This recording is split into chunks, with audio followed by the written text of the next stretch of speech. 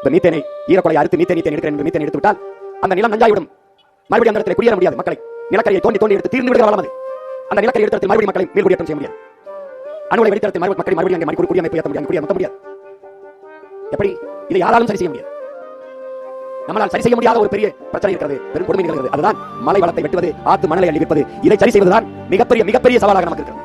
மலையை யார் உருவாக்குவது? அமெரிக்க கையில் தொட்டால் மலை யாரும் மறந்து விடுமா? யார் உருவாக்குவது?